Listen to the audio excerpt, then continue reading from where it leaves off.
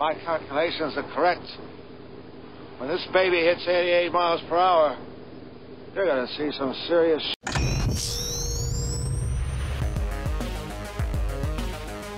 It has begun! The Enrichment Center is required to remind you that you will be baked, and then there will be cake. Program complete. Enter when ready.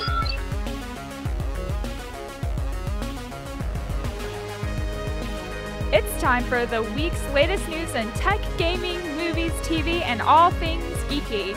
Welcome to Geek News, Reviews, and Opinions. Welcome back, everybody, to Geek News, Reviews, and Opinions for February 20th. I know that we missed everybody, but you know what? It was Valentine's Day, so I'm pretty sure all my fellow geeks were out with their friends, their loved ones, and enjoying some really great geekdom. So how did your Valentine's Day go, guys? Mine was, well, not Valentine's-y. I actually got really, really busy, so unfortunately me and my wife had to wait until the weekend to celebrate Valentine's Day, because that's actually kind of special for us. That's kind of our halfway in, or I guess that you would call that your biannual anniversary, so we try and celebrate it as best we can, but unfortunately we weren't able to until the weekend. Hopefully you guys didn't have that problem, but that is not why you guys are here. We are here to talk some geekdom, and man, do we have a few things to talk about this week. So coming up in the Tech Hour, we have 4 amazing stories that I can't even believe some of them are actually happening. So first of all, one of the things we're going to be talking about today is Irrational Games shutting down. For those who do not know Irrational Games, they are the creators of the BioShock series of games, and actually had a lot of success recently with BioShock Infinite, but unfortunately not enough to the point where the studio itself is going to get shut down. And BioShock itself is probably going to be handed over to 2K Games to do from here on out. So that's kind of disappointing. We also have Cliff Bleszinski. For those who don't know him, he's part of the, he's the not the founder, but the creator of the Gears of War series. He is basically becoming pro advocate for disc-based games. So he basically says, I am done with disc-based games. I am for online media. And so we'll be discussing that today as well. Also, we have some news from Gearbox. Gearbox, unfortunately, is putting Borderlands 3 on hold. They actually have a new IP they're working on, as well as some of their other IPs that have been put on hold since Borderlands, but they also have a deal going on with Telltale Games. For those who do not know Telltale, they're the ones that made The Walking Dead episodic games that were point-and-click adventures. They also brought back Sam & Max. The other big one that they've got going right now is The Wolf Among Us, and that is an amazing game series. But they're also going to be doing a series called Tales of the Borderlands. They've got approval from Gearbox, so we'll be talking about that a little bit today. And also, we do have some news from Peter Molyneux. Apparently, he's making an ambitious claim about wanting to reinvent free-to-play games. And then we'll also be having Aldo Gomez on with us. In fact, he just barely arrived in studio. So we're going to be talking to him about some of the games that he's been working on as reviews for the Globe. And then we also do have an interesting discussion with him that I want to get into, which is the rise of the newest third-party developers, because we've had a new wave kind of happen over the last year or so. Aldo, how are you doing today? I'm doing fantastic, Adam. And he's a wee bit unprepared. That's okay. We all are. Sorry, I'm doing good. I'm still just kind of getting over the excitement of the Guardians of the Galaxy trailer. I haven't even seen it yet. That's the sad part. Every time I go over there, it's an error occurred, try again. And so I'm totally waiting to see that. But yeah, no, I'm doing good. I've just kind of Valentine's Day last week, and not so much a Valentine's Day. Did you have somebody special? No. Oh. Unless you call video games special. Oh, okay. The video games are just equally as special. Yeah. But so that's pretty much what I did on my Valentine's was play a couple of games. We had a couple of really big releases happen. Well, I guess not last week. We had a few, but this week is like the big ones. Yeah. Because we had the Strider remake from Double Helix is coming out it came out yesterday. Mm-hmm. So that's going to be interesting because that's also a next-gen game.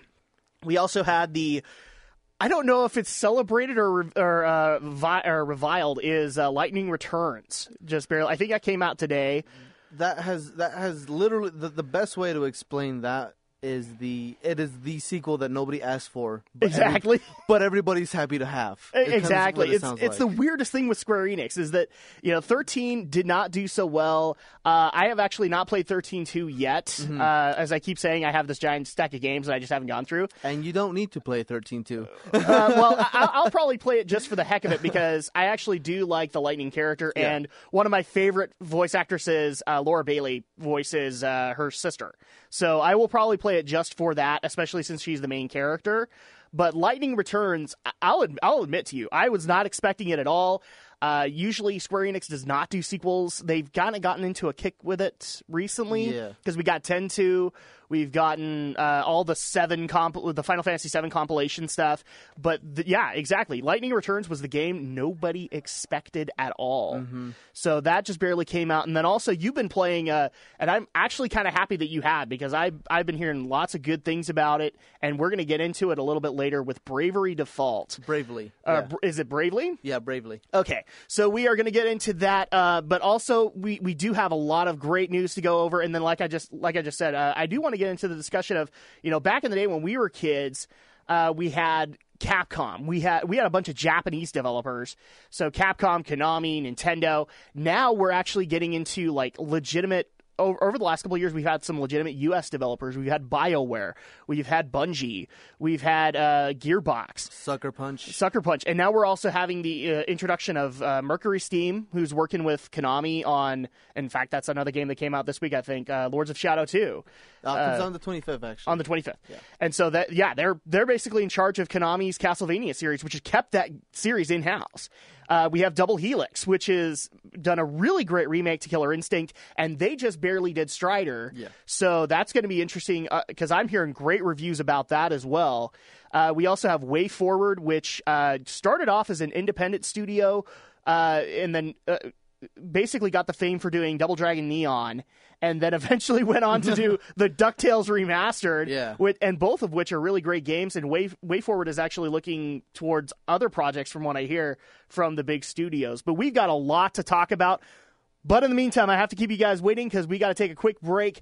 After that, we're going to get into the news with Aldo and see what he thinks about things like Irrational Games shutting down. So sit back, relax, and enjoy as Geek News, Reviews, and Opinions continues.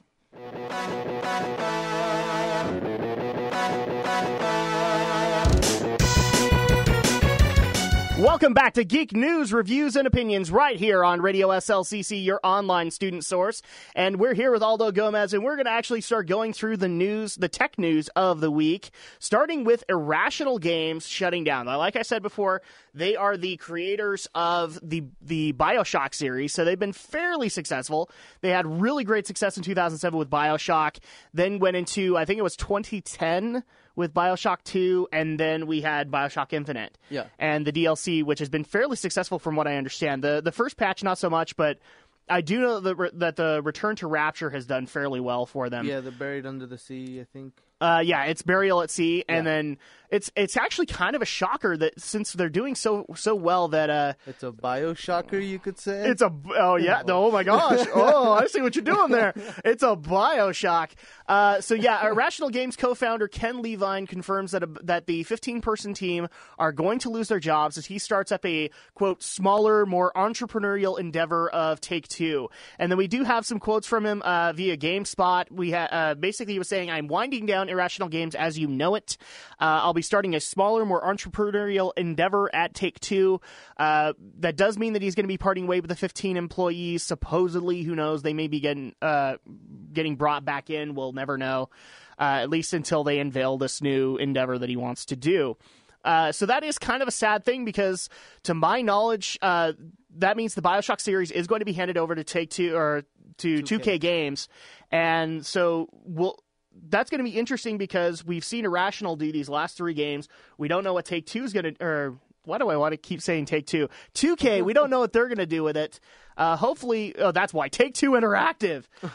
We don't know what they're really going to do with this. Aldo, what are your viewpoints? Because, I mean, I just barely got through the first BioShock, and I'll admit, I didn't really like BioShock 2. I just felt like it was adding multiplayer into the game, and so the story I felt kind of suffered.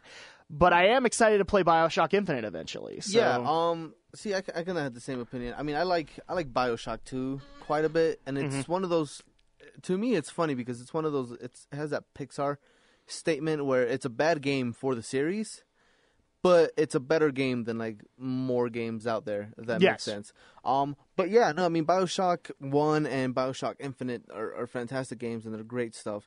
And it is a shame that it's closing down because from what I've been reading, the estimate is about 90% of the companies, the employees are just 90% of the employees are being let go. Yeah, and it doesn't really seem like any of them are going to get brought into this new endeavor, at least not that we know of right now. Yeah, and it's really cool because, I mean, just kind of on a side note, a lot of the other companies out there have been offering jobs to these people because it's not known if they were going to know what was going to happen or if Kevin Levine just kind of threw this out there. Nobody kind of knows if they were warned. So a lot of companies have already gone ahead and started offering jobs to a lot of these individuals. Which is good. So that's great. I actually heard that 2K has approached a few of them. Exactly. And probably to start their endeavor with BioShock. Exactly. It's better to start with developers that have already done the game, and that way they get the vision, and then bring on a new team and teach them. But I do think it is actually kind of cool that he is kind of taking it back to roots, starting with a small team, getting closer to the fans, and just all around, just kind of taking it back to square one and developing a game with a close, intimate team, getting as much input and feedback from the fans as, they did with the original BioShock and some of their previous endeavors that I don't know about, but they've talked about. Yeah. And that is an interesting concept because it makes you just kind of wonder, what is he working on? We don't know how big this team is going to be. Is he going into mobile gaming? Is he going into just developing apps? We don't know, and that's the most interesting part about this is that's all the fun. It's interesting to see what his next project is going to be. I think that's pretty much covering our opinions on it. It's sad that it's going, but I mean, 2K is going to come back, bring a few of these people in, do another BioShock, and that's really going to be the test as to whether or not BioShock can be done without Ken Levine. Yeah. So that's going to be interesting. And then let's get into the second story here, Aldo, because I know at some point we're going to get into this as a discussion topic because it's going to be a big thing, I think, next generation. Cliff Bleszinski coming out saying he's done with disc-based games. That was actually one of the rumors for this upcoming generation of consoles was they were all going to be digital. And then they decided later on into it that there was going to be disc-based media. But I have a feeling that this is going to be the last generation that actually does it. Cliff might have a point here that it really actually makes more sense to do kind of the Steam medium here and just do digital media instead of paying out money for discs. And I'm kind of on the fence about that because as much as I do love my Steam account and I love having all my digital games and all these things, I am kind of bothered by having to download games, storage space, that type of thing. As there's a certain sense of ownership that you have when you own the disc, and it's much easier to let somebody borrow a disc. Yeah, exactly. Yeah, than it is to install Steam, then install this, wait hours, and call me before you start playing so that I don't log in and log you out, that type of thing. Yeah, I mean, this was one of the big problems that Xbox had while trying to advertise the Xbox One, is that we haven't really worked out digital rights distribution, and so at that point, we were basically saying, oh, well, in order for your friend to play this, you couldn't play it because there's only that one code. And so that's going to be really the one thing that has to be figured out in between these generations is how do you make that work? I think Steam's kind of got a really good idea of how to do it, at least for the moment, where they give you kind of I'm trying to think of the way they explain it. It's kind of a trial membership here. So you can play it for a certain amount of time, and then the person on the other end gets warned, that this other person's logging into the game, and you have 20 seconds to get off. Kind of thing, or the game's going to boot you off. But that's still not the entire solution.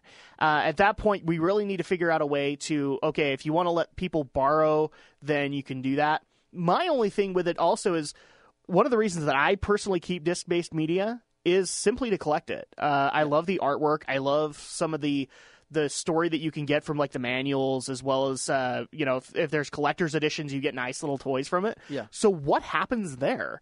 If we want to collect that stuff, is it all going to be digital? I mean, that's going to be kind of the sad part, is that there's really no physical game to put on the shelf anymore. Exactly, and that's kind of one of those things that I have the problem with, because I like you. I love artwork. In fact, actually, every once in a while in my office area where I keep my games, I will actually keep some of the games standing up, kind of open, kind of displayed. Yeah. Just because some games have just some fantastic art. You know, some of them do the double cover where you can just flip it out and the inside is just pure art. So I'll keep that out. And, yeah, it's kind of a nice little display thing. But I mean, that is just kind of one of the things. My question is, will this affect game prices? Are they still going to be $60, $70? That's the question, isn't it? Because I am willing to give up my disc-based media if it means a cheaper media for me. And here's the thing, I am too, because $60 a game is still way too much. I'm actually kind of happy because, like, in the previous generation when they started, you remember games weren't 60, they were like 75, 80. Yeah. And that was disconcerting. So I'm happy that things went back down to 60, and in some cases, some of the games came out as 40, and that was helpful. But I agree with you. If I have to go digital in order to get that thing done, sure, I'm going to miss out on an artwork book. But here's the thing. GameStop is still going to want those pre-orders, so at that point they may just try and work something out, or Steam may want the pre-order and give you a bonus. Yeah. So there's still a chance to be able to get that kind of thing. It's just going to be rarer, and who knows? I mean, if it knocks down like $2 off the price, that's not going to be worth it. But if it's like $5 to $10, it might be worth it, like for the latest Call of Duty or whatever is going to come out. Yeah, exactly, and that's one of those things that Steam is able to do, and I think that's part of the reason why they're so successful is the fact that. If you don't buy a game this year, and a year down the line, the game's not going to be $40 anymore. It's going to be $30, $20. So it just kind of keeps going down. Yeah, and they're allowed to do more sales. Whereas with GameStop, you kind of have to wait and time it till there's a sale, and even then, sometimes it's not even like a decent. That's not a decent one. So I would actually dare say Amazon's kind of taken over that thing with GameStop. Exactly. I see lots of really great deals on Amazon. Yeah. So this is one of those things where, like, if you're willing to balance out, people's desire to have a physical ownership over a product that they're buying, cut them some slack, cut a little bit of the price. That's kind of my take on that. Yeah. I kind of hope that it's not the end of the disc-based medium because, like I said, I'm particularly fond. I'm still fond of cartridges. That's just me. Well, no, and here's the thing: a lot of reviewers on YouTube are too. I mean, that's kind of their thing. Yeah. They literally sit in front of their cartridge collection. For crying out loud, the angry video game nerd, his whole basement is covered in cartridges. Oh, yeah. There are people who will collect that stuff. So it'd be nice to just kind of throw them a bone and say, well, we're still going to do this kind of a physical media for you. Mm-hmm. And here's the thing. I can see a lot of companies like, say, Blizzard, 2K, Gearbox. They love their fans. They'll do something for them. At the bare minimum, do kind of like what Marvel does with their comics, where you can Marvel or DC, where they offer $2.99 for their base comic if you want the digital edition with the physical copy. Yeah. Actually, I'm going backwards here, so give me a moment. If you want the digital version, it costs like $1 more. So what I'm saying is do the inverse. If you want the physical copy, make that the $50 package. If you want just the digital copy, make that the $40 package. Yeah, exactly. I mean, and here's the thing, too. You brought that up because Marvel, I don't think they've officially been announced, but Marvel's trying to work out some deals with Comixology because that's becoming kind of the Steam of comics at this point. Pretty much. But that's plenty to talk about with there. Let's get into the next story, which was Borderlands 3 is not in development. This was actually disappointing to me, Aldo, because, like I just barely told you off air, I'm getting into Borderlands. I just barely started the first game. I've actually considered trying out the app that came based off of the first game, then going into 2. So it's a little disappointing to hear that Borderlands 3 isn't going to be made right away. It does, but here's the thing. The article does not say it's not being made. They just want to focus on Furious, Brothers in Arms, all the other games that they have. Plus, they're also kind of hinting at a new IP that they're working on. And I have no problem with them doing new IPs. That's one of the things that gaming right now needs, is we need new IPs so that we're not having, unfortunately, like EA is the worst culprit of this, where they keep on publishing Madden games or the easy sequels. Yeah. So that's going to be an interesting concept. Plus, they also did announce that a lot of people were wondering, okay, well, you announced you're not going to do Borderlands 3. What about this deal with Telltale to do a Borderlands adventure game? That is not on hold. That's going to go through. So we at least have that to look forward to in the meantime. But you were just telling me you're a big Borderlands fan. How does this affect you? I don't see this as as much of a bad thing, because companies start putting out, sequel after sequel. It takes 3 years to develop one game, then it takes 2 years to develop the sequel, then it takes 1 year to develop a third, and then another year, and then the quality just kind of starts dying down. And in some cases, like with Activision, you have like 3 different teams just publishing sequels. I mean, Call of Duty is like the perfect example of this. Yeah. They give one team, then another team, then another team, and then it goes back to the first team. Another more recent example will actually be Ubisoft with their Assassin's Creed franchise.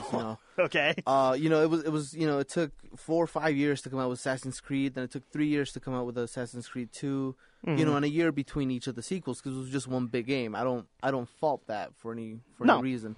But then they came out with 3, which a lot of people loved. I thought it was kind of lackluster, and then 4 the year after, and that's when they announced that we're going to keep having an Assassin's Creed every year. And my question is, how is that going to affect the how is that even going to work?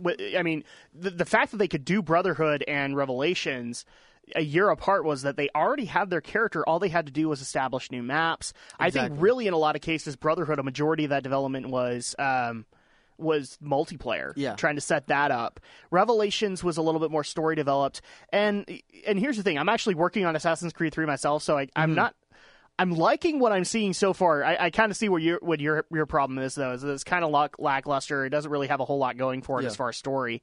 But 3 took a lot more time to develop than those other 2, because you already had a character established. 4 is kind of the same way, because it's basically another part of the Kenway family. So it doesn't really take a whole lot, except in the fact that they...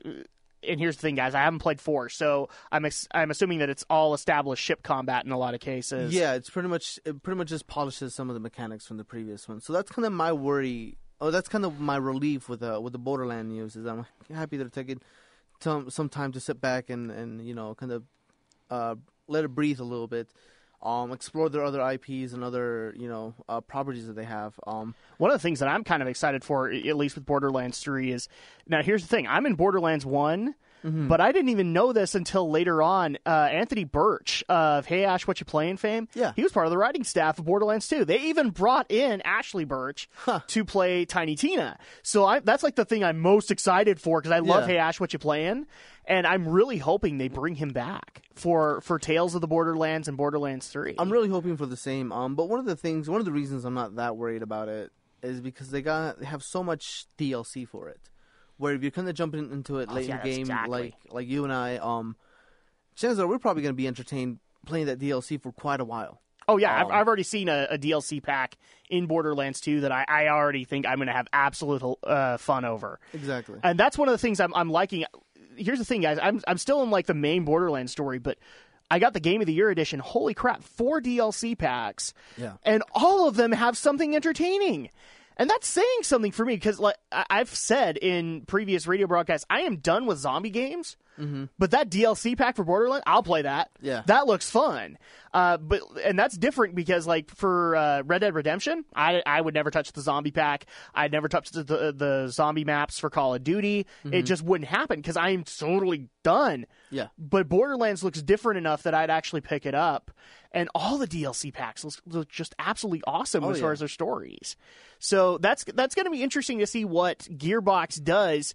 But I am happy to see that they are going to give some love to their previous IPs as well as develop a new one, because we need a lot of that. We need a lot more new IPs. So let's go ahead and get into our last story of the Tech Hour, and then we got to go ahead and take a break, and that is Peter Molyneux seeks to reinvent free-to-play. I thought the free-to-play model was okay, but apparently Peter Molyneux thought differently. Except this is Peter Molyneux. We're going for the Molyneux effect here, as mentioned in the last episode. Exactly. That's exactly what happened. I was inspired by you. But the funny thing is, I was reading up on some of what he was saying about his new game, Goddess. I think is what it's called. Spelled Godus, not G-O. Yeah. E-S-S. Anyways, and so what he wants to do, and I've actually really like what he's going with, is he was saying how free to play games are expendable. how you can invest, maybe a month or two into a free to play game, invest a little bit of money into it, and then call it good. And he kind of wants to change that into, it's not just a slight monetary investment. It becomes like a hobby, more akin to stuff like the Warhammer.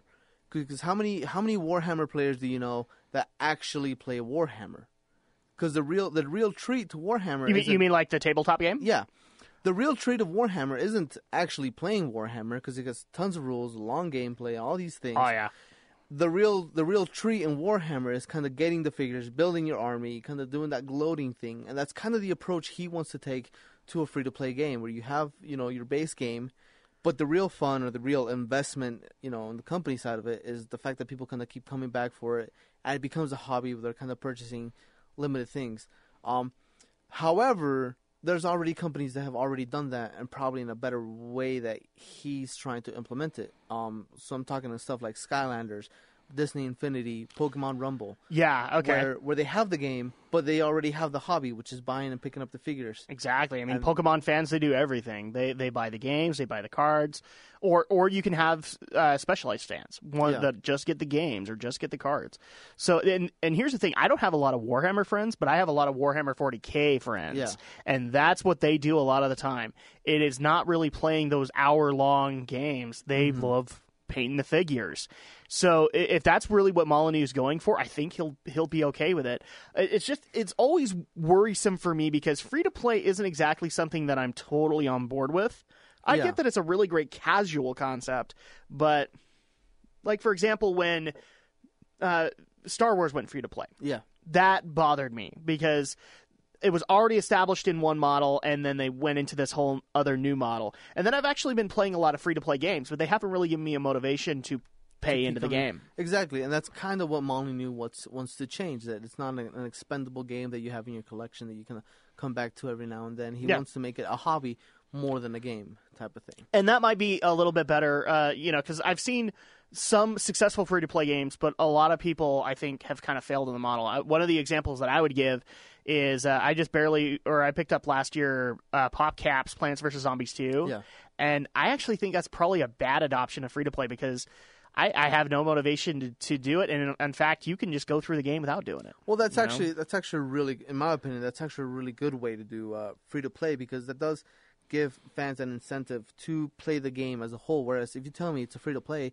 chances are I don't want to play it because you hit that paywall where you can't really keep going until you put money into it. That's true because I've been playing I've also been playing Puzzle Quest. Yeah, and if you don't pay, you hit a wall pretty dang quick. Exactly, and what was the game I was going to mention? There's some games that have done the free to play really really well, and the MOBAs. MOBAs have done free to play excellently. You talking League of Legends, Dota, League of Legends. They've in my opinion they're doing what Molyneux wants to do. They've given you that hobby, and that hobby's going in, doing your tournaments, your fights, your whatever. But then there's also the ability to buy and purchase your champions, and then buy the costumes for them, and they give them different stats and all these things, and that's part of the hobby of playing League of Legends. That's how you do free to play. And I don't know what Molyneux can do to make it different. I like his philosophy. I like the idea behind changing free to play. The problem is it's kind of already done. And what's he going to do that's different? Yeah, exactly. So that's going to be interesting to see what Peter does with this concept. Hopefully we'll be hearing more from him in the future just to see what he wants to do with Goddess and see if this is going to be worthwhile to change the medium. But in the meantime, we do have to take a quick break, and after the break, we are going to be here with Aldo to speak specifically about Bravely Default. And I really want to hear about this game because I've been hearing it's just like the greatest callback to JRPGs ever. So sit back, relax, and enjoy as we return with Geek News, Reviews, and Opinions.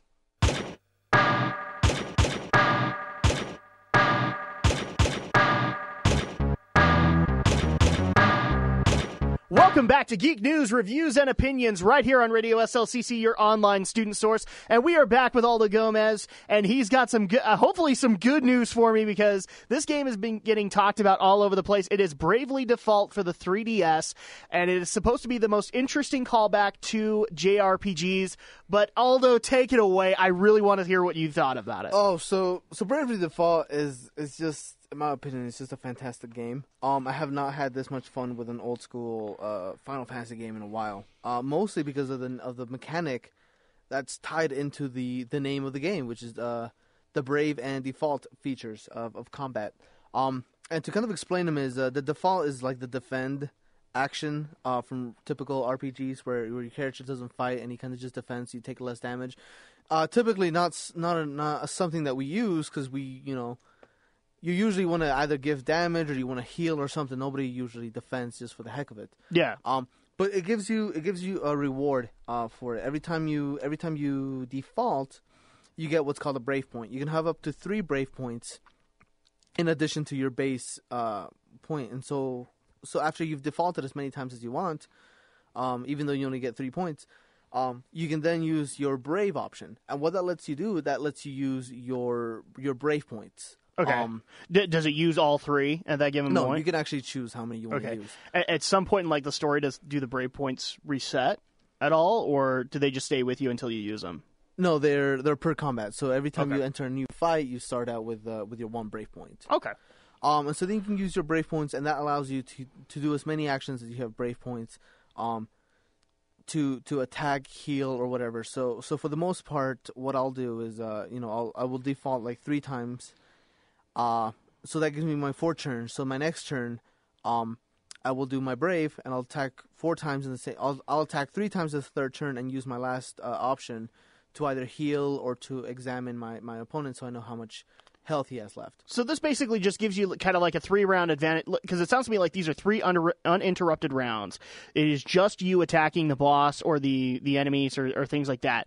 That's actually an interesting concept because that allows for bosses to have more health pools.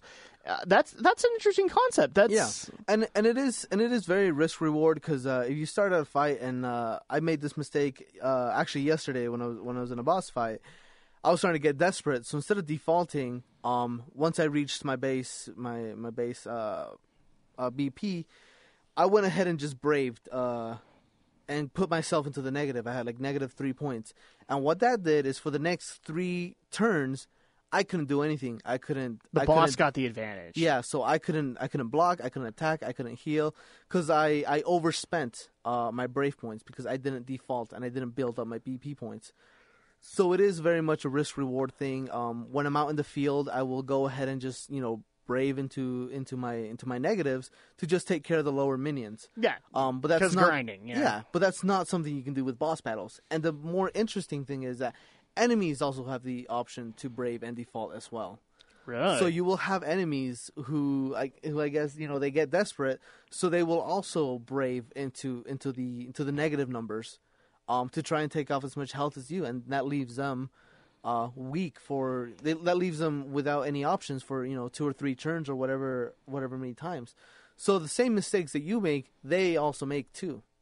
At the same time, they take advantage of the same system that you're using. That's an interesting system to introduce to JRPGs.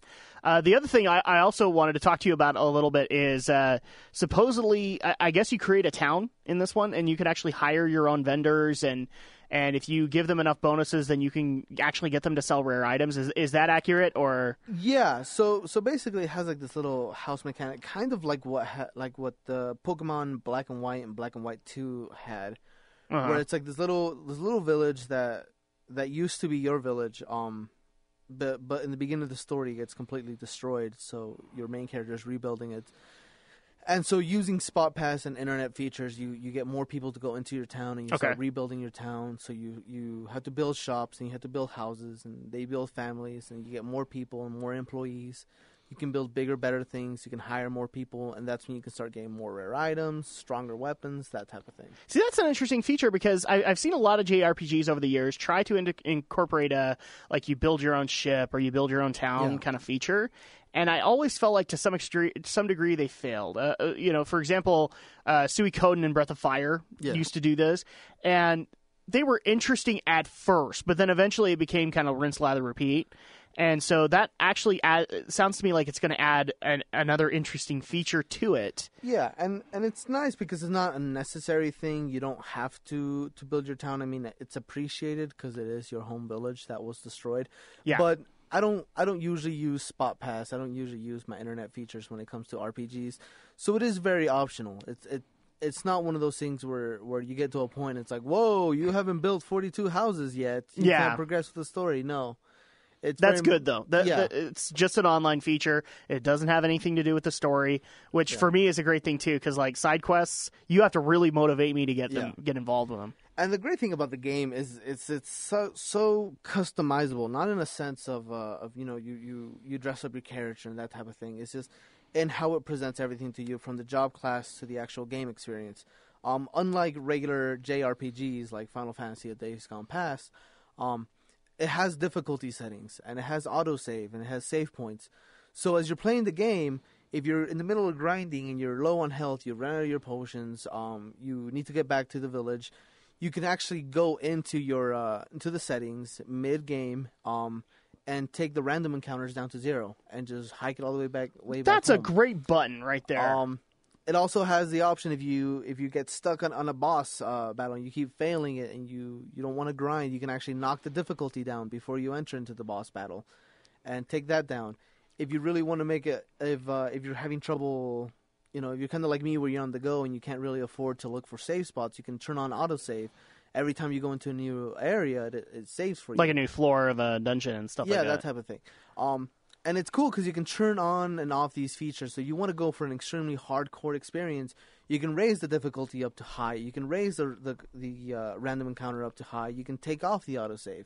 Mm-hmm. You can do all these things, and it just makes the experience what you want it. Kind of like how Fire Emblem did, where they introduced casual mode. And who was the company that did this? Square Enix? It was Square Enix, and I think the name was TB5. And they're a company, I think for the most part, it's the team, not the actual company name, that's helped them develop stuff in the past. Like they did the Final Fantasy 3 remake on the DS. Okay. As well as the Final Fantasy 4 and the little sequel they did for it. Yeah, and then the 25th anniversary where they ported it over to the PSP. Yeah. Oh, okay. So this sounds to me like a really great game. I may actually pick it up like right as I'm going home today. And it's it's funny because this is a spiritual sequel to what was a spin-off from the Final Fantasy series. Because they came out with the Final Fantasy 4 Heroes of Light. Mm-hmm. Which was a good game. It didn't really introduce anything new, kind of like Brave Default did. It was just kind of like here's a Final Fantasy for you.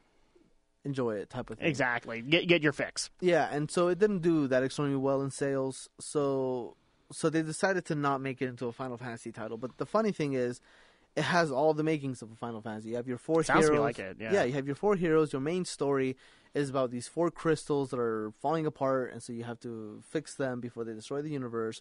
You have all the job classes. You have like the monks. You have your black and white mages. You have Phoenix Down. So I mean, they don't hide the fact that this is a Final Fantasy game. Exactly. It just doesn't have the title for it. Okay. Well, this sounds to be interesting. So if you were to give a score to it, Aldo, what would you do for it? Because I mean, obviously there are some negative traits to it. Yeah. I've actually gone ahead and give it a 5 out of 5. 5 out of 5. Wow. Because out of all of the flaws that it has, it lets you overcome them. If it's a difficulty that you don't like, you can knock that down. So if you don't like grinding, I don't like grinding, unless I absolutely have to, I can take off the random encounters when I do need to. I can raise up the random encounters. The saving just makes it easier for me to play on the go. So it just has all these things, and it's for the flaws that it does have, it gives you a way to overcome them. All right. However, though, if you're not a fan of JRPGs, you're not a fan of the whole, giant storylines with all these quests and all these things, it's not going to turn you. No, it doesn't sound to me. It sounds to me like this is basically built for JRPG fans. Yeah. All right, so that is going to be Bravely Default. Guys, that is 5 out of 5, so that tells me go to your nearest store and pick that thing up if you have a 3DS. But I also agree, if you're a JRPG fan, this is right up your alley. If you aren't, it's okay. You can skip this one. Wait for the next RPG to come your way. All right, so we have to take a quick break, and then coming up at the end of the hour, we're going to talk about our discussion talk of the rise of the new U.S. third-party developers. So sit back, relax, and enjoy as Geek News, Reviews, and Opinions continues.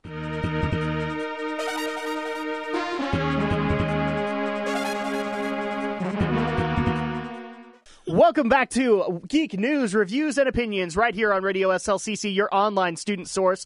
And we're actually getting ready to end out the tech hour, so we're just going to go ahead and get into our little discussion, which is the rise of U.S. third-party developers. Now, Aldo, I'm just kind of an old-fashioned gamer. I don't know where you are at in the spectrum. But I remember back in the day, like, the third-party developers that were the most recognized were Japanese developers. We had Capcom, we had Konami, we had Square. Well, then Square. Then we had Enix. We had a bunch of these developers. Now that's kind of shifted. Nintendo's still in the game. We still have Sony, but a lot of the third-party developers that people are looking towards are company, where we weren't looking at Electronic Arts back in the day, we now are, because they have Team Visceral. They have a bunch of other teams with them, including BioWare. So that's the interesting concept here, especially with the rise of teams most recently in the last couple of years. We've had Double Helix come up. We've had Mercury Steam out in Europe. We've had Way Forward come forward. And here's the thing, too. I love this concept. A lot of them started off with indie backgrounds. So, I mean, this is a great thing for me, just because now we can look at some of these indie developers and say, this could be a prospective third-party studio. And they could be getting big budgets from, say, Nintendo or Sony. What's your viewpoint on this? I mean, is this a good thing? Is this a bad thing? Are we going to be seeing more of this in the future? I do hope that we see more stuff like this, because it is definitely a nicer point of view, because kind of one of the big things, especially like in the 90s, at least for me growing up with a lot of, Japanese developers, is there's always this inevitable little, culture clash and translation and, just... all your base are belong to us. Yeah, and all this localization stuff. And so that's kind of one of those things where you get to skip out on the middleman, at least to us. But more than that, it kind of creates more jobs at home. It kind of creates careers. It kind of gives people a reason to go to college. Mm-hmm. But more than that, it also just creates more interesting ideas, because all of a sudden, a lot of the developers that we're seeing nowadays, a lot of the indie studios, are the people that grew up playing those Japanese games. Exactly. So for me, like, one of my favorites that's kind of become a big heavy hitter in the last couple of years has been Sucker Punch. I forgot them. Yeah, Sucker Punch, and who was the ones that made Last of Us? Was that? Naughty Dog. Naughty Dog and Sucker Punch are two of my favorites, because and here's the thing too. Naughty Dog can be like, I'm not trying to badmouth Rare, but I've heard a lot of people just basically say that Naughty Dog is the Rare of this generation. It pretty much is, and it all started almost in the same way, where they kind of started doing kids games. They started did. Out doing Crash Bandicoot and Sly Cooper and Spyro and all these. Is Sly Cooper Naughty Dog? No, Sly Cooper is Sucker Punch. Okay, I was gonna say because we were talking about Naughty Dog. Yeah, and now they're famous for Uncharted. And Last of Us. Yeah, Uncharted, Last of Us. What was the other one? Infamous as well. Yeah, Sucker Punch is that's their big thing for next gen right now. Is Infamous Second Son, and it has this fantastic little nod to Sly Cooper, where when you're walking on wires, he walks exactly on the wires the same way that Sly Cooper does. I didn't know that. He's hunched over and he has his arms spread out, keeping balance, exact same pose. You can put them over one another. This is going to be interesting for me, because like I think we mentioned this the last time we were on. I saw the Sly Cooper movie announcement, and I'm not a Sly Cooper fan. I actually did not pick it up. I'm going to pick it up. I went over and got the Sly Cooper collection.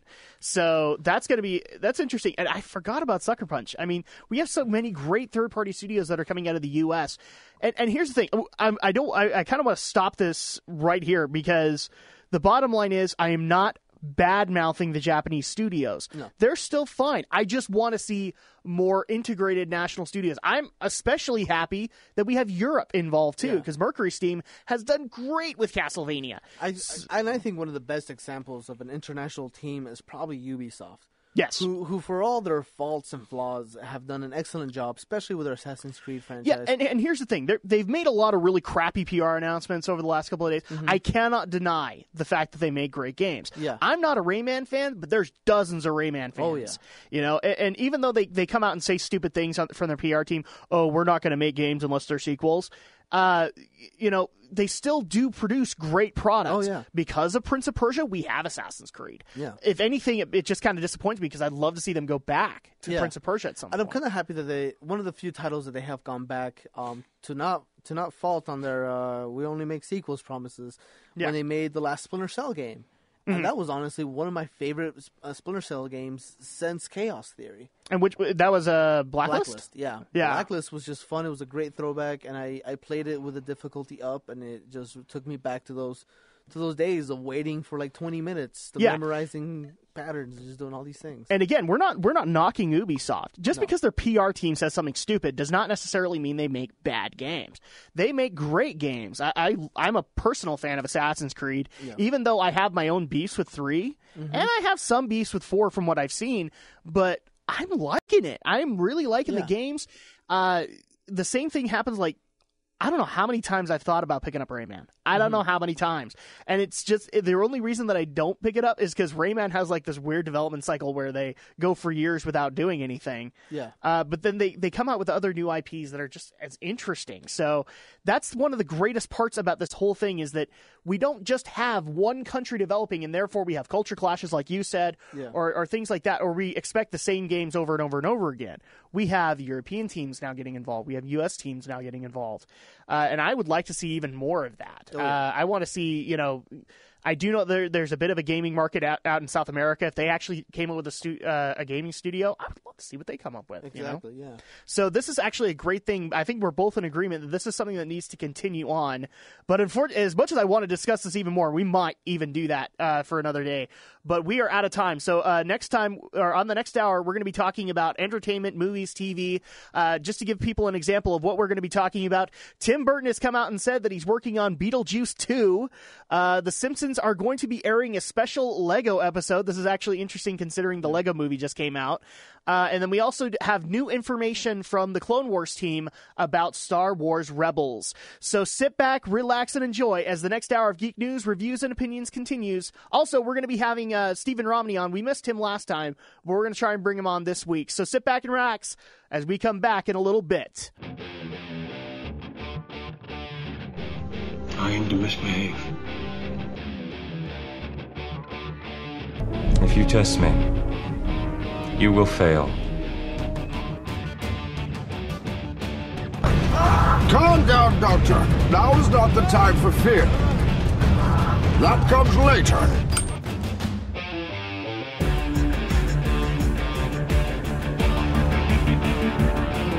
Okay, look, we both said a lot of things that you're going to regret. But I think we can put our differences behind us.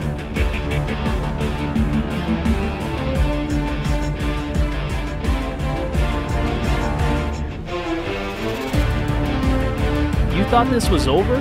But we've only just begun to geek out. Welcome back to Geek News, Reviews, and Opinions.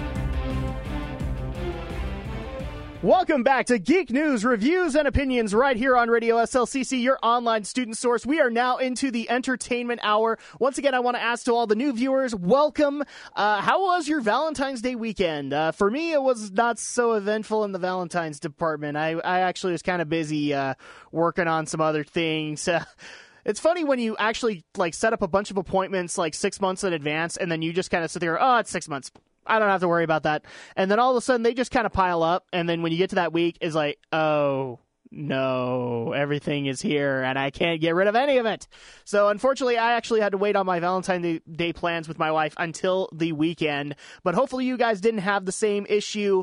But that's not why you guys are here. You all are here for geek news, reviews, and opinions, and man, do we have some geek news this week, especially since some of it is literally coming out today. And also, just so people know, we are being joined by Aldo Gomez. He is the game reviewer as well as all-around geek on the globe over at SLCC, and we have some news stories to talk about, Aldo. Do we ever? Yes, we do. First things first, just to give an overview for people, we've got a story with Tim Burton coming out and saying that he is working on Beetlejuice 2. This is surprising to me because I didn't think Beetlejuice did all that well in the box office. I do know that it's one of Michael Keaton's more acclaimed roles. Yeah, but unfortunately, I don't think that it earned enough of a revenue. But apparently, Tim Burton thinks otherwise. It's certainly gotten a cult classic following. So I mean, the fan support is definitely there, and I do think. I agree. I don't think the box office numbers were that great for it, but I think the DVD numbers, the home media numbers, have since then been enough to convince this. Which is interesting because Michael Keaton right now is coming off of RoboCop, and RoboCop is kind of disputed at this point. If you're a RoboCop fan, you love it, but I've seen a lot of people come out badly against it too. So those people are in turn excited because he's coming back as the ghost with the most. Yeah. So that's going to be interesting to talk about. We also do have, apparently The Simpsons just announced that they're going to be airing a Lego episode. I found this interesting because we're literally on the heels of the Lego movie coming out. And I don't know if you've seen that, Aldo, but that's a kick just to watch every now and again. Yet. Dude, that is one of the biggest guilty pleasure movies ever, especially since, if you're a Lego fan, you will get a lot of jokes out of that. It's literally punchline after punchline. So we're going to be talking about that. We also do have some interesting information about Star Wars Rebels, which is the new Disney project from the people who are doing Clone Wars on Cartoon Network. And this, for those who do not know what Rebels is, it's basically where Clone Wars tried to bridge episodes 2 and 3 in there and tell the actual tales of the Clone Wars. Rebels is between episodes 3 and 4. So it's establishing Darth Vader, it's establishing the Empire, it's establishing a new Sith Lord, apparently, that happened in between. But we also got a couple of character announcements, and we'll be going over that in detail. But the story that came out today, and we will be discussing that, I think, with Stephen Romney as soon as he gets here, and that is the Fantastic Four announcements. Holy moly, we have the Fantastic Four announcements. And I actually have a few things to say about it because as much as I agree with some of them, there are some I don't, and I think are kind of weird. But we'll get into that in a little bit of detail. So let's just go ahead and get started, Romney, shall we? Let's get into Tim Burton doing Beetlejuice 2. I'm not Romney. Yes, you are not. Oh my gosh, it's been a long week, guys. It's been a long week.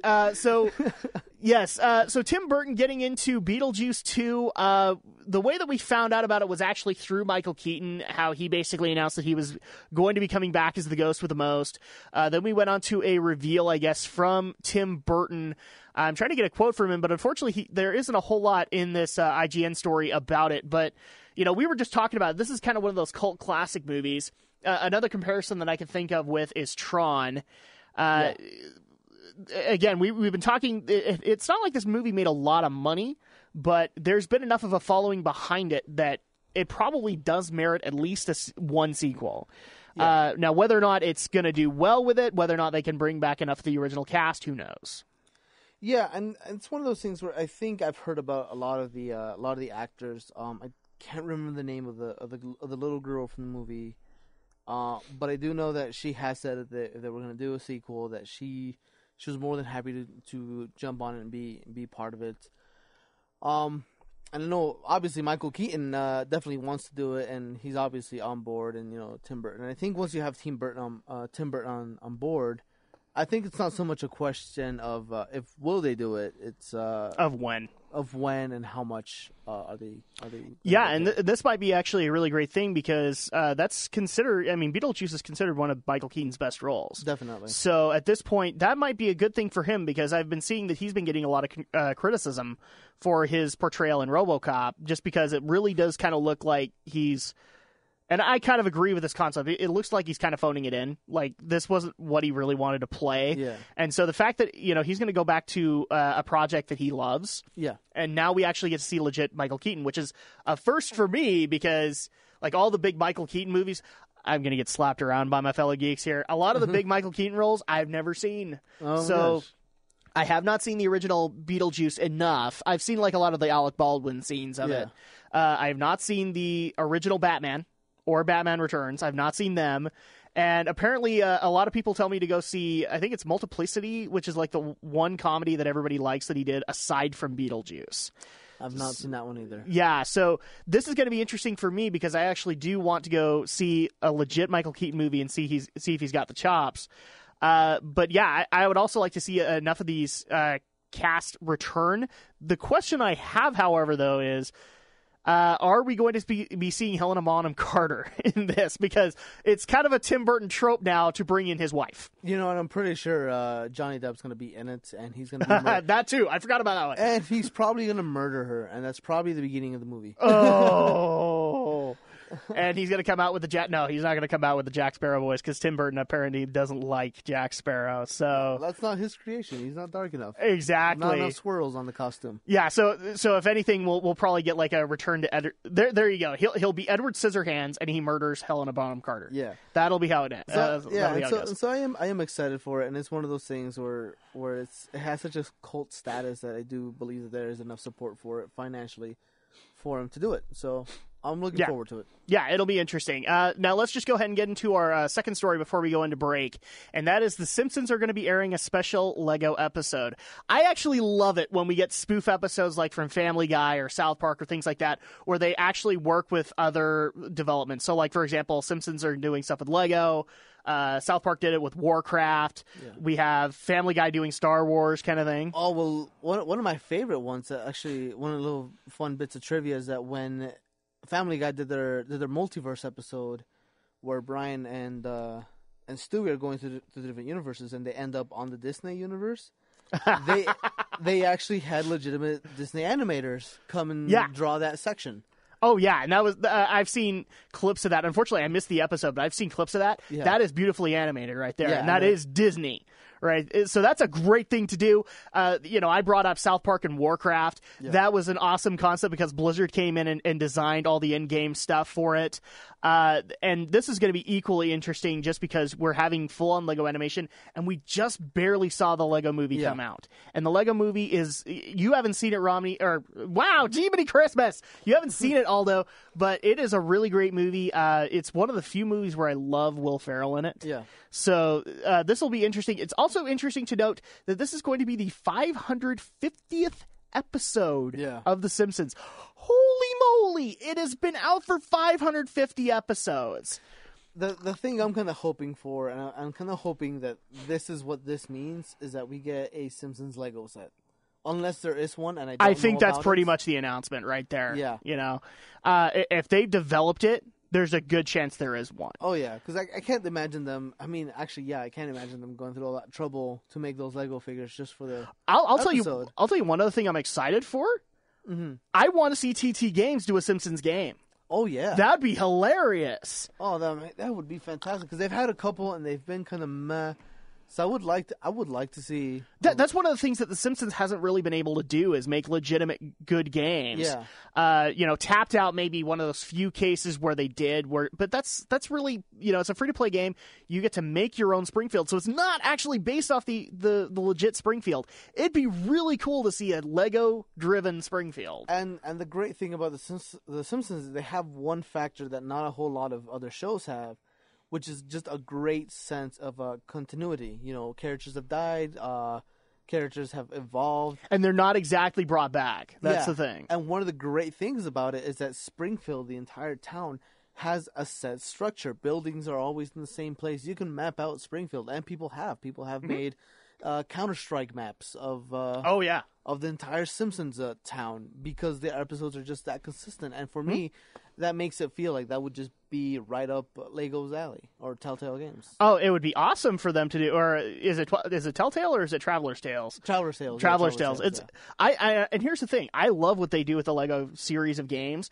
Yeah. It's not that they produce a bad product there. It can get boring every now and then, but a Lego inspired Springfield is a whole other equation because that's just where Lego likes to satirize their content. that's what The Simpsons lives for. Yeah. And there's literally like 20 plus seasons to be able to go on. You have over 20 years of characters and jokes and storylines and everything, which is something kind of like the DC games for Lego. Yes, or Marvel. The Batman ones, the Marvel ones, where they have so much history, they have so many little jokes and all these things. Like in Lego Marvel, when you're playing as Wolverine, when he takes damage, he turns into a little skeleton type of thing. Yeah. You can unlock Howard the Duck right off the beginning. Yeah, that was surprising to me. You can unlock Stan Lee, and you can unlock Howard the Duck. And Howard the Duck is one of those things that has not been seen since the movie. Oh, yeah. So that was an interesting cut. Like, the last thing I saw of Howard the Duck was when Marvel and DC came together, and then we got Lobo the Duck. So that was the merged version with their amalgam comic. So, yeah, I agree with you. I love their satirizing of not just Marvel and DC. That's the most recent example. I love the Harry Potter games. Those were absolutely wonderful. And so I'm totally excited about this because if it's an episode, there's a good chance there's going to be Lego sets plus a Traveler's Tales game coming down the pike. So here's hoping that we get that.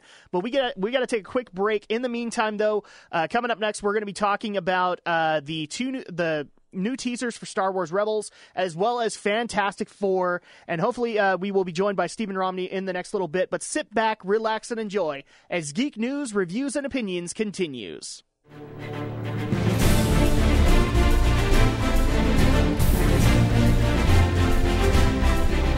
Welcome back to Geek News, Reviews, and Opinions right here on Radio SLCC, your online student source.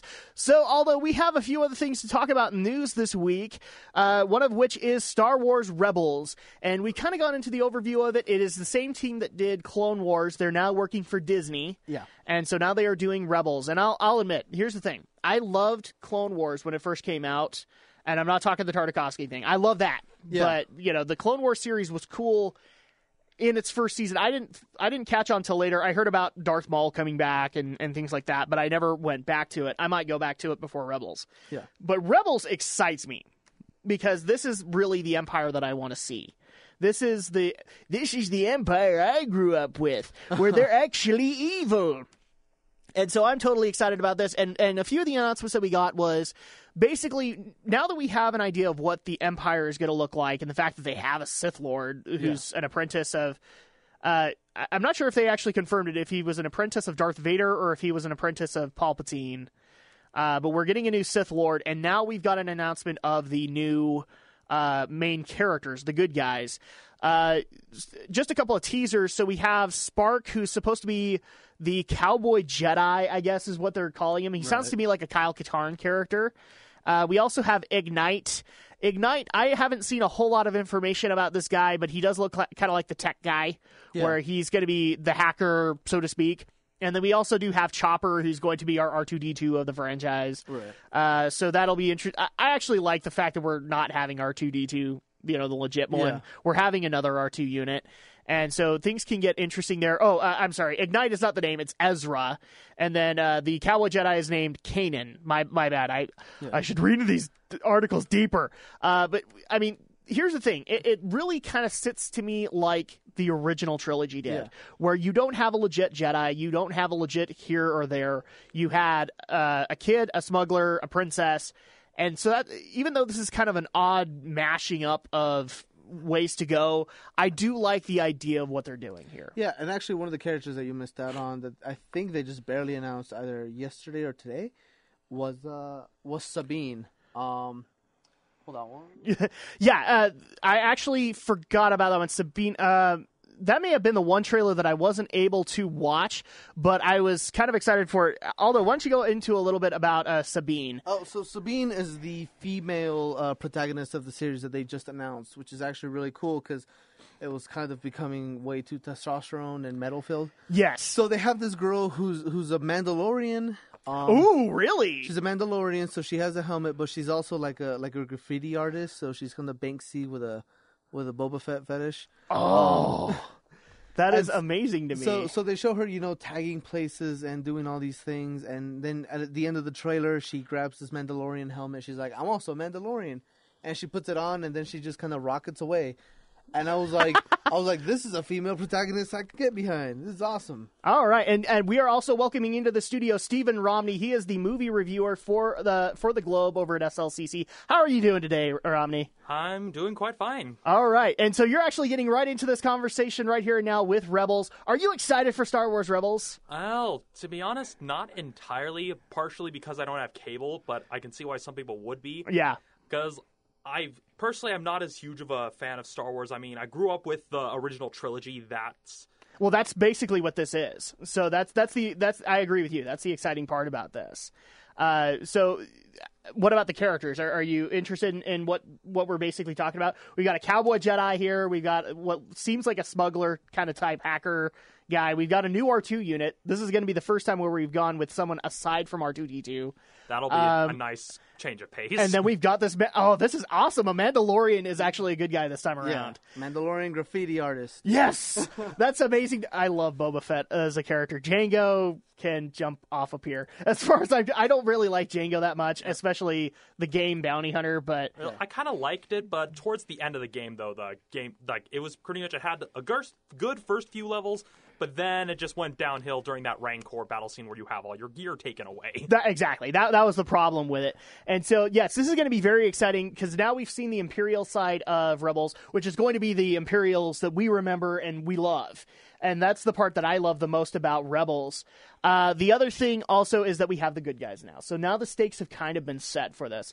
But this is the story I actually want to get into with Romney because it just got announced today. So we're going to go into our final story, which is the announcement of the Fantastic Four. The casting announcements have been made. So let's go into it a little bit. First of all, we have Miles Teller as Reed Richards. He does not look very familiar to me. Well, for those of you who may not be familiar with Miles Teller, one film he was in was The Spectacular Now. He's also in That Awkward Moment. Those are okay, those I know. Kind of been and Divergent as well.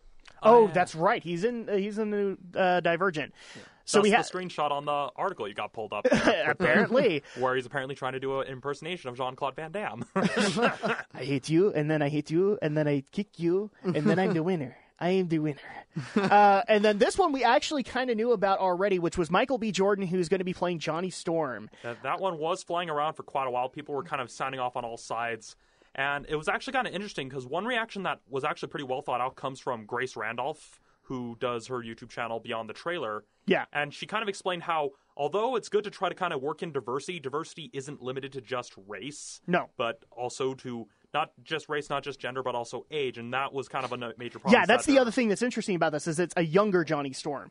The only time I've ever seen the comics actually do this is when all four of them are younger. Yeah, and that was the Ultimate series. Yeah, the Ultimate series did it. And so at this point that we have an older Reed Richards and then we have a younger Johnny Storm and a Sue Storm that isn't related to Johnny Storm. That's an interesting continuity. So yeah, we have Michael B. Jordan. We also have Kate Mara, who's going to be playing Sue Storm. This is an interesting pick. She's from House of Cards. Yeah. So I'm interested to see what they do with her. Does she look like Sue Storm to me? Not really, but I mean, Sue Storm in the comics is insert typical blonde woman here. Yeah, and especially if they play in some stories, they try to play up kind of also the housewife sort of parts of her character on a few occasions as well, which kind of worked for some of the dynamic between, especially when it's kind of when they have the stories where they're not actively trying to save the world, but it's kind of just more like a superhero sitcom, so to speak. Mm-hmm. Yeah, and here's the thing is I'm knocking that whole concept, but I gotta admit this, I actually didn't really like Jessica Alba as Sue Storm. Neither did I. So at that point, this will be an interesting one because I want to see a new Sue Storm and see what she does with it. And then finally, we also have Jamie Bell, who is from Snowpiercer. I've never heard of that, but he will be playing Ben Grimm. And here's the thing. We have some physical images of him, but the downside here is he's going to be playing The Thing. So he's going to be like Michael Chiklis. He's going to be in a suit.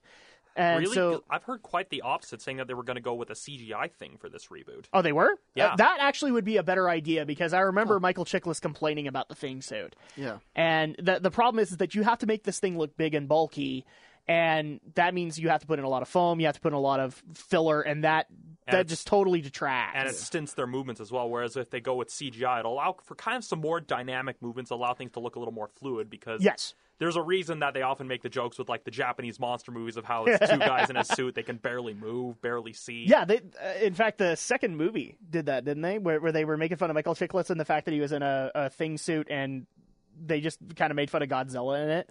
It was hilarious. But overall, let's just get into our opinions here. So you like the cast that they've got thus far? I'm mixed, to be honest. I mean, at the very least, I don't see any major choices that outright make me think, oh, it's going to be bad. Yeah. Probably because we've already seen really bad. Well, at least we've seen really bad theatrically, but then there's also the Roger Corman film that never saw the light of day except until YouTube was invented. Yeah. But so far, I'm kind of iffy. I mean, I've heard that they are going to try to kind of copy the Ultimates universe and keeping everyone young. But that seems to be the medium, though. That's the best universe to kind of copy in film. To a point. I guess it's just kind of a case of I'm still kind of wary because I guess it's just a case I've been burned by the previous two films. So I'm probably going to withhold most of my judgment until I actually see a trailer, until I actually kind of get a clear idea of what approach they're taking. Because it's, I mean, in their own right, the only actors I'm really familiar with are Michael B. Jordan and Miles Teller, who, oddly enough, are actually both in that awkward moment, now that I realize it. So, while I haven't seen that awkward moment, just those two actors in general, I know they can act, and so it's definitely kind of a case of, well, I don't remember who they actually have signed on to direct this reboot, actually. I don't remember either, but I'll have to look that up and then bring that in later. But yeah. But it's just definitely a case of, so far, none of the choices really seem to have me super, like, upset. I mean, it is kind of wary of, like, having Sue Storm not related to Johnny Storm, since that was kind of an important dynamic to the characters. And I don't know. I guess if they take the right approach with it, instead of trying to effectively shove, like, all these different shaped pegs into these really square, like, traditional holes that the Fantastic Four is known for, if they're willing to, basically, the point I'm trying to get to is that if they do a good job, and instead of trying to take all these and then try to make the same exact story, if they just completely go out and just take the full risk, then I'll probably be fine with it, because that's something a lot of people tend to do. Oh, we have this recent casting, but we're going to play it really safe with the script. So yeah, if they go all out, then I applaud it, because let's face it, even in the comics, the Fantastic Four, basically, they've gotten kind of stale, especially after the short run of the Future Foundation comics, and, well, Johnny wouldn't stay dead. Yeah, exactly. Aldo, what do you think of these announcements? I'm actually really excited for the two that Romney hasn't seen, which was Kate Mara and what was his other? Jamie. No, not Jamie Bell. Sorry, my bad. I don't want to be that guy, but the black guy. Oh, Michael B. Jordan. Yeah, Michael B. Jordan. Oh my gosh, Michael B. Jordan. Oh, I love that. This is the only way he can discern himself from the sports star. I am Michael B. Jordan. Michael B. Jordan and Kate Mara. I've seen Kate Mara in a couple other things. Most recently, I think it was Shooter that I saw with her in it. And really? Okay. I thought she did a really good job. And I've seen a little bit of House of Cards, so she could act pretty well. So I don't have any doubts. My only thing is, I'm a little wary that they're kind of. I'm wary and excited that they're kind of stepping away from the norm as far as the Fantastic Four goes. Kind of stepping outside that regular family dynamic, as Romney mentioned. But at the same time, that lets me know, okay, they're gonna do something different. In a worst case scenario, it's another train wreck, but it's just a different looking train wreck. Okay. So, but I'm really hoping that it does well. I actually, unlike a lot of people, I actually thought the Fantastic Four movies were kind of decent. No, so did I. The first one was all right. The second one, though, Lawrence Fishburne, I think, was the only thing good to take away from it. I don't think he did a bad job. But the rest was kind of weird, considering Fantastic Four. So overall, you're just going to wait and see what happens. Yeah, I'm kind of excited. For me, the biggest thing isn't even the actors. It's kind of who the director is. Once we know, then I'll. That'll let me decide if I'm excited or not. Well, yeah, and I know we've got Mark Millar, who's kind of acting as a consultant on Fox over both Fantastic Four and X-Men. So at the very least, we'll at least have kind of a guiding force of someone who's actually written in comics. I don't know if Mark Millar has actually written Fantastic with the. I don't think so, but he's a good Marvel consultant. He's done really good with X-Men. My opinion on these is I like the fact that we're going for a new dynamic. I agree with you, where they're kind of breaking up the family. That's disappointing to me because I'm an old-fashioned guy and I wanted to see the original Fantastic Four, but they did that for me. So the first two movies are pretty much that dynamic. Now they're trying to switch things up. I am excited for Michael B. Jordan as the Human Torch. The only concerning casting element I have is Kate Mara, but that's just because you really can't cast Sue Storm. Sue Storm is insert blonde chick here. So that's going to be... I just want to see what she does with the character, really. So the director for Fantastic Four, sorry to interject, is actually Josh Trank, who was the director for Chronicle. Okay. So I'm officially excited. All right, that works.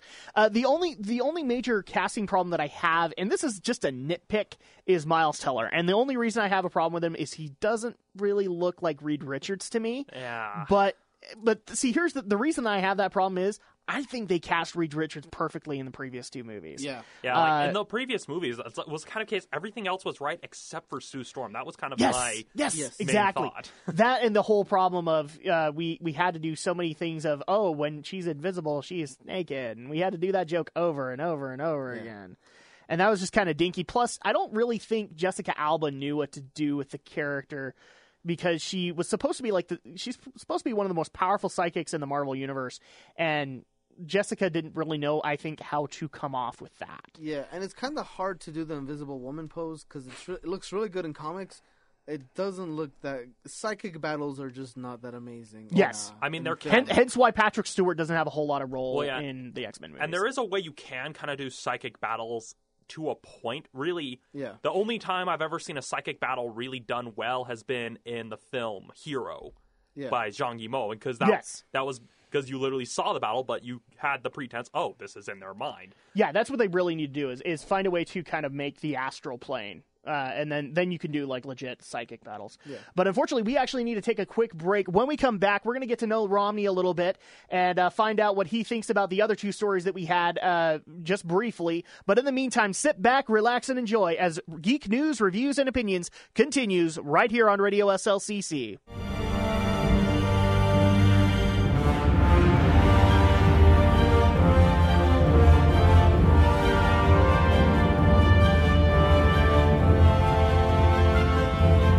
Welcome back to Geek News, Reviews, and Opinions right here on Radio SLCC, your online student source. And we are here with Aldo Gomez as well as Stephen Romney, who is going to be hopefully doing a lot of movie reviews for us. I'm actually very excited to hear what you have. But in the meantime, I would like the audience to get to know you a little bit so that they can kind of get where you come from as a reviewer. First of all, Romney, can you tell us a little bit about yourself? Well, my interest in film, compared to the other students who've come up through the film department, I kind of had a bit of a head start because it kind of all started when I went to a charter school for high school that was centered around film. Some of you may know it. Some of you listening may even have gone there. It's called East Hollywood High. And so I've kind of got an extra 8 years of experience when it comes to working in film. And nice. Literally, I've still been studying film, currently pursuing motion graphics, focusing on visual effects to kind of round out my skill set. Mm-hmm. And really kind of how I fell into video reviewing is that it all started when I was taking a class that was being taught by Julie Gay. It was a visual communications class, because all the other people who write for the paper usually came up through the journalism class, whereas I just happened to be taking the visual communication class, and then I overheard her saying, I supervise stuff for the paper, and then I figured, and then basically, first she gave me the application, I filled it out, attached some assignments and stuff that I'd done for the class, gave it to her, and then I literally pestered Julie, for a few days until she made sure that the application made it to the editor-in-chief. Okay. And then I talked to the editor-in-chief. Sybil Bailey was the acting editor at the time, and I started on the summer with my first review being Kung Fu Panda. Wow. Well, Kung Fu Panda 2, actually. Oh, okay. Well, the sequel there. All right, so that's a little bit about yourself. Now, what are you are an avid geek here, so not only will you be brought in for movies, but you'll probably be brought in for games as well. Movies, games, some comics, a little bit of the anime scene. I'm kind of spread out a bit. Yeah, that works, because that's the way geeks are these days. Now, what is your favorite type of movie or game to play? Ooh, that's a tough thing. Because you have to watch a lot of stuff, and you have to play a lot of stuff. So, is there a specific franchise or not franchise, but genre, film, or games that you stick to? Well, I've kind of been trying to break that habit of sticking to just one genre, because I know, for the most part, for the first little while when I got hired on, before I kind of earned kind of the clout that I have at the paper, I was mostly limited to kind of family films, kind of friendly films, because I knew that there were a lot of parents who were going to Slick to kind of brush up degrees. And so that was kind of the focus that I was taking for the first little while I was kind of trying to get into the habit of actually looking at things critically. Because I always kind of tie my reviews to the one basic question. is this worth paying money to see? Exactly, especially with movie ticket prices these days. Yeah, plus the 3D surcharges and stuff. And so, as for genres, like when it comes to stuff that I like to review, I kind of try to keep as broad as possible, but I usually gauge it based on what ones people will want my opinions the most of. So, for example, when it came to the films I looked at last week, one film that I paid it to see to review because I knew people wanted to know about was the RoboCop remake. And so, yes, I saw your review on that, and I was actually kind of surprised at the rating you gave it. A lot of people weren't. It was kind of even the same conclusion that a fellow critic for the Daily Utah Chronicle, we kind of came to the same conclusion that it was okay, but it was just kind of there. I mean, one joke we kind of had back and forth is that if you intercut that film with Jack Ryan, people would probably assume they were watching the same movie. And I agree with that. I mean, where you gave it kind of a 4 out of 5, I actually did a vlog for it over at my one of my YouTube channels, and I was disappointed. And here's the thing. I had never seen the Verhoeven movies, so I didn't really have that basis, but the way I saw it was a remake should be able to stand on its own. And I walked out kind of frustrated that I'd paid $8 to see this kind of thing. So unfortunately, where you gave it a 4 out of 5, I panned it. It's not necessarily a bad thing. I think for RoboCop fans, it's okay. It's okay for them to go see it. It's got a lot of nods to the Verhoeven movies, even though I don't get them that much. But, it's still an okay movie. If you're a RoboCop fan, go see it. Maybe rent it. But, yeah, as a newcomer, wasn't really a good introduction. Yeah, and that's just kind of the case of when it comes to movies I review in general. I always kind of look at ones, okay, what are the films that people are going to want my opinion of? Yes. As for movies that I would watch just when I'm relaxing, well, usually it just kind of depends on my mood. But sometimes, well, even though that's kind of changed, I'm still a bit of a sucker for kind of the superhero films for a little bit. I mean, I got really swept up in Marvel Phase 1 during its initial thing, because a lot of it also kind of came from the fact that I'm also a huge tokusatsu fan. Stuff like Kamen Rider, Ultraman, Super Sentai. Oh, there you go. Stuff like that. And so that's kind of why I really latched onto that. That was to kind of borrow a phrase from, well, not borrow an exact phrase, but kind of take a kind of a idea phrase from Jake Black, who was at Comic-Con. It's kind of a case sometimes when you're in kind of a low point, sometimes superheroes can kind of help pull you out of it, kind of help give you some, like kind of help point out, hey, even when they're down, you can always get back up. So I don't really have a specific favorite genre, at least not anymore, because of just the wide range, not even just reviewing as a critic, but also just taking like the film and culture classes and intro to film classes where you watch a full range of movies and have to like write and analyze them. If not for those classes, there were probably a lot of movies that I never would have seen otherwise. I mean, a good example would be The Diving Bell and the Butterfly, or To Live is probably one of my favorites that I saw in those classes, which is Zhang Yimou. Best way to describe To Live is basically if Zhang Yimou directed Fiddler on the Roof, except not as a musical, because that's what that film was like, and it was actually really powerful, especially considering that film got him thrown in jail. Okay. All right. And that actually, I'm kind of glad you brought up superheroes, because that kind of brings me into my next question for you. And this is also something that I've asked Aldo, and if Aldo wants to chip in, he can. We've got a lot of films coming out this coming year, and some of them have already been fairly good. And one of the things I love about this year is some of this stuff is very well spread out. So we don't have just 6 months, go and see your movies, 6 months, go and see your new movies, and then you're done. This time we have literally probably a good movie every year or every month. So every year, what am I going into? So what are some of the movies, like your top 5 that you were looking forward to in 2014? Well, that's definitely a tricky one. I guess off the top of my head, I am kind of looking forward to Guardians of the Galaxy because everybody see the trailer but me. It's not. Well, I haven't actually seen the trailer either. But it's been a long time since we've actually had a good hard, not super hard serious science fiction, but it's been a long time since we had a science fiction adventure that wasn't just it takes place on Earth and stuff, that took place completely out in space, almost for lack of an example. Like, we haven't had something along the lines of, say, if they were to make a Gundam movie, for example, or a... Oh, don't tempt me, man. Don't tempt me. Don't tempt me. Point being, we haven't had a good space adventure movie that's just all about the fun. And that's one thing I really like about the Marvel movies, because even if they do have their serious moments, they're still fun to watch. And that's an important thing. Because, I mean, yeah, you can go all dark like Christopher Nolan did. Well, that worked for Batman, though. It didn't quite work for Man of Steel. Even though I still gave Man of Steel a favorable review, I kind of acknowledge a lot of the criticisms people had with it. It's just a case of it just was joyless. There was no fun to it. Mm-hmm.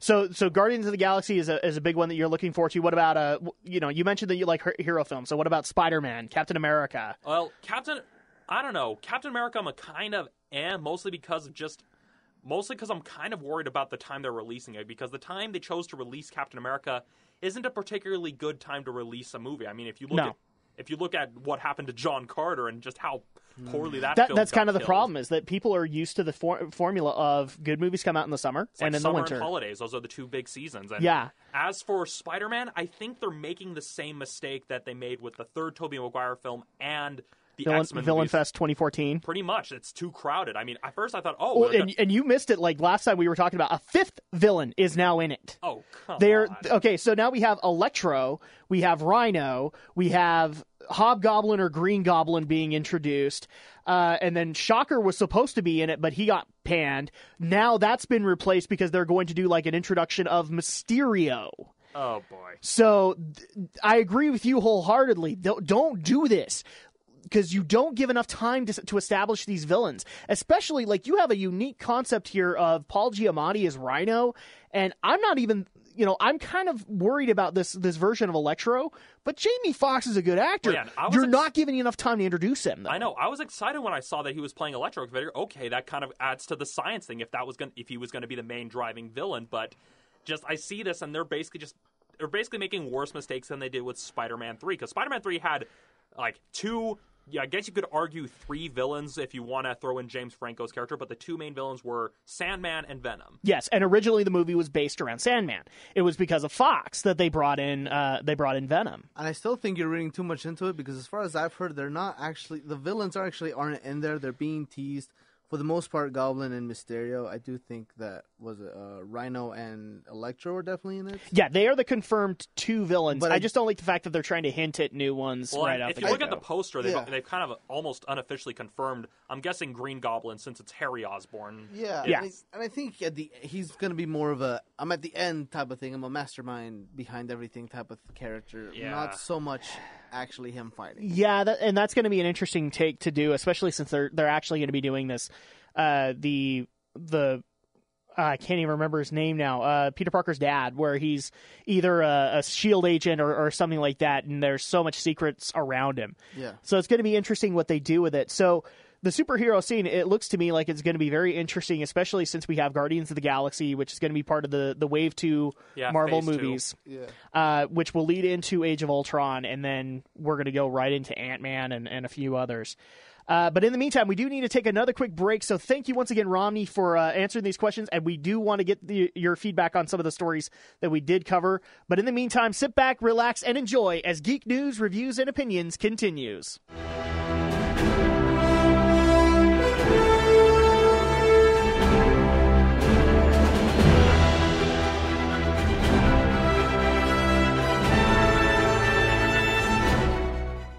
Welcome back to Geek News, Reviews, and Opinions right here on Radio SLCC, your online student source. And so as we end out this hour and actually end out the program for this week, let's get your opinion, Romney, on the news stories that came out this week that we weren't able to cover with you here. First of all, Tim Burton is confirmed. He is working on Beetlejuice 2. We actually got the confirmation from Michael Keaton when he was interviewed about RoboCop. So we know that at least Michael Keaton's excited about this. Me and Aldo were actually making some jokes about how are you going to introduce Johnny Depp and Helena Bonham Carter, because they're kind of the trope now of Tim Burton. True. But then again, with Tim Burton, he's like, I observed this mostly with Frankenweenie, how Frankenweenie, he was kind of trying to find himself, because you'll notice with that film, Johnny Depp, Helena Bonham Carter, nowhere to be heard throughout that entire movie. He was kind of trying to get back, and he went back to some of his other regulars, like Winona Ryder, and Michael Keaton was basically the regular before he met Johnny Depp. I forgot about that, on Edward Scissorhands. And so, on the one hand, I'm kind of excited that, okay, maybe Tim Burton's gotten out of the funk of trying to effectively maintain his brand, kind of in the sense of when you're an artist and you basically, people expect a certain thing of you. That was kind of what he caught up into.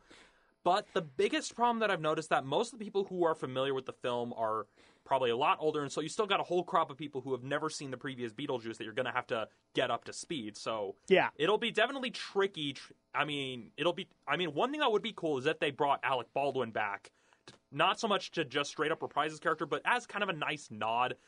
That would probably be a nice little touch, like maybe in kind of a passing thing of, oh, well, now he and his wife are still in the house or something, even if Beetlejuice is going to a different place. Because I feel if they're going to try to appeal to the fans of the old movie, that's something they'll definitely kind of want to work into the fact that it wasn't just Michael Keaton that made it work, but the fact that they had these other characters that really kind of added to it. So I'm going to remain cautiously optimistic because it's just definitely a case of it could go either way, especially given how old Michael Keaton is now. They'll have to use CGI for some of the various effects that they used for Beetlejuice, like what they did with the original film.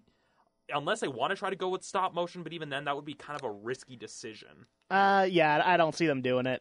Just because CG is a little bit cheaper now to do than stop motion. Especially since you can outsource this to places like India. That's where they outsource a lot of like 3D animation stuff now. Like if you look at a lot of 3D animated TV shows, a lot of them were animated in India. Yeah.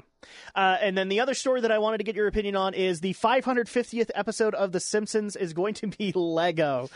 Now, the one thing that me and Aldo kind of thought of is the good news out of this is if they do it, that means possibly there's going to be a Lego line of Simpsons stuff, and that would be interesting to do, just to have a full Lego Springfield. And then also, if a Lego line is involved, Traveler's Tales will probably come in and make a Simpsons Lego game. And that would be something I would be excited about, because where the Traveler's Tales games like to do a lot of satire, this would be a perfect way to do it.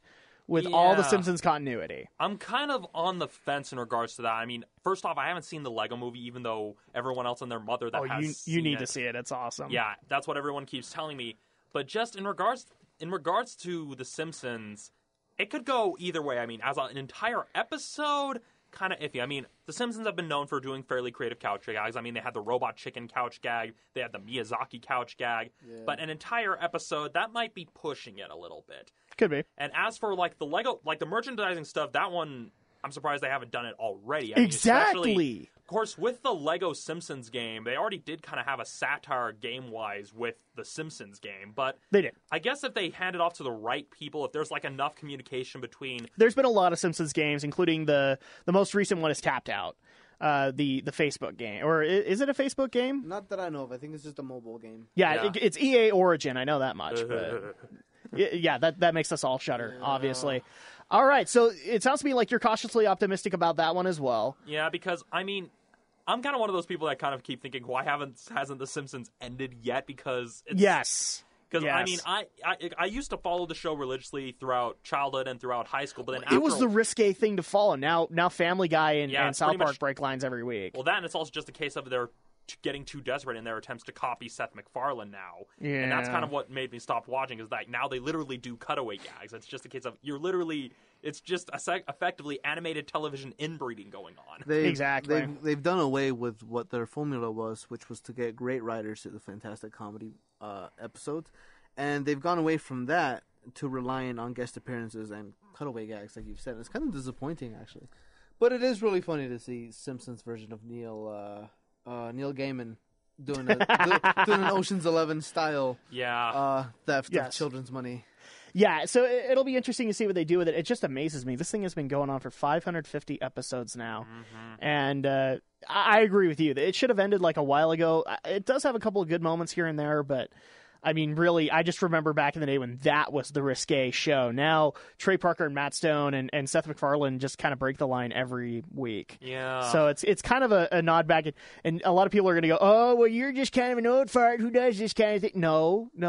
Matt Groening is the guy who set the pace, and therefore maybe – I'm not saying that he should quit. You know, maybe go and do something else, but Simpsons has been done for a while. Yeah, and it's just definitely kind of getting to the point where maybe they definitely should have quit while they're ahead, because it is, I mean, my sister kind of put it this way when it comes to how they've been able to last long, because you had kind of a multi-generational thing where you've got the generation that starts watching it, follows it religiously, trails off, but at the same time that the people trail off of it, you get a whole new set of people that start following it religiously and get used to that style, and that's kind of what's been keeping the show going, is just the fact that right as one set of people gets sick of it, another set of people are discovering it, and it just keeps going and going and going. Exactly. So, but in the meantime, we are actually out of time. So thank you once again, Aldo and Romney, for coming in.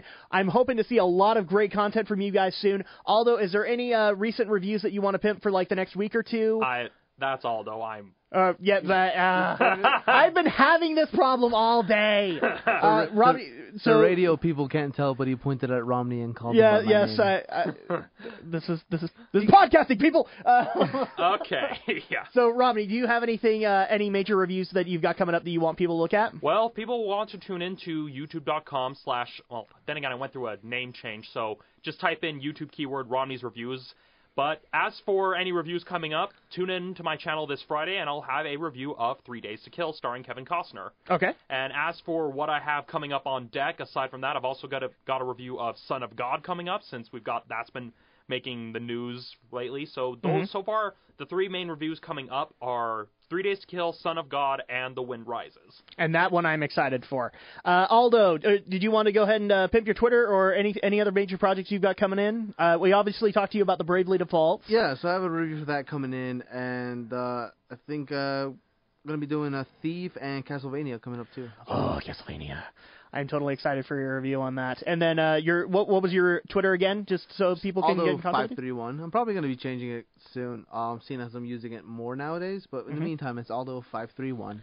And my YouTube URL, if the name changes worked effectively, should be either under youtube.com/StudioPhantasma or youtube.com/StudioGhost. I had to change the name of my channel for legal reasons, so yes.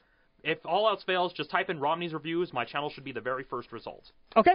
All right. And then if people want to get a hold of me, you can do so in a couple of ways. First of all, we have a Facebook page, and you can go ahead and like it. It is going to be facebook.com/Geek News Reviews and Opinions. I also have a Twitter. If you want to follow me on Twitter, it is twitter.com/Drak, DRAK2326. Once again, that's DRAK2326.